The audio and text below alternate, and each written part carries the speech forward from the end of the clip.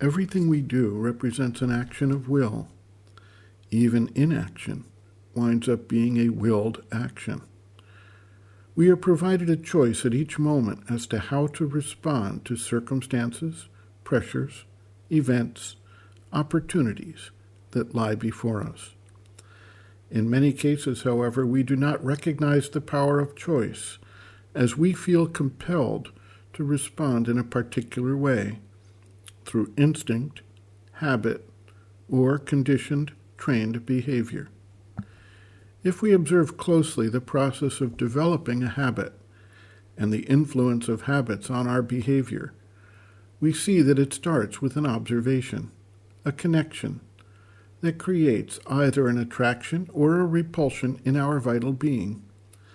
As we choose our response, we create a neural pathway, a groove, if you will, that makes it easier for the same response to arise in connection with a similar circumstance in the future.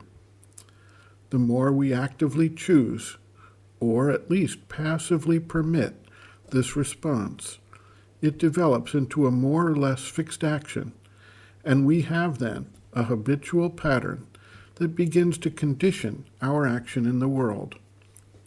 The more ingrained that set pattern is, the more effort of will is required to change it. Therefore, it is best to make positive choices at the beginning of the process when the response is yet in its seed form and before it becomes a fully grown habit. Just as a habit is created, it can be dissolved.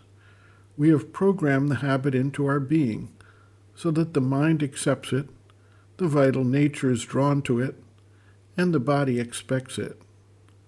The detailed operation of neurotransmitters, hormone release, and physical experiences of craving are the manner in which habits become embedded in the being.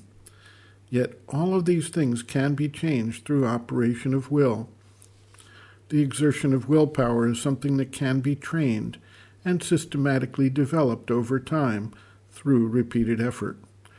While it may not fully succeed in immediately overcoming a deeply ingrained pattern, over time it succeeds in modifying the behavior. Certain habits go on to become physical addictions. This can be an addiction to intoxicating beverages, drugs, or even the stimulation and gratification that can come to the vital being from exciting actions, or from sexual activity, or from dominating behavior such as bullying, or from excessive interaction with immersive video games or television programming.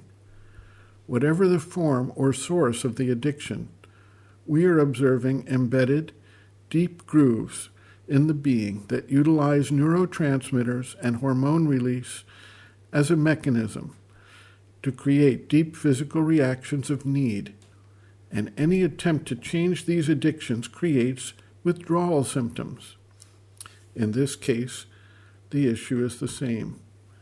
Once the addiction is in place, which started with an approval of the action the first time, it needs an effort of will, combined with implementation of methodologies to systematically break down the addiction and move the body, life, mind to a new pathway forward. A simple example. We have a habit of taking a refreshment, a snack, in the mid-morning or mid-afternoon between meals. We may start doing this as an exception, perhaps in a period of high exertion, and the body requesting an energy boost. If we repeat this daily, it becomes a habit, whether or not the body needs it. If we try to change this habit, we then can observe that there is a subtle pull, or what we may call a physical craving, that tells us that it is snack time.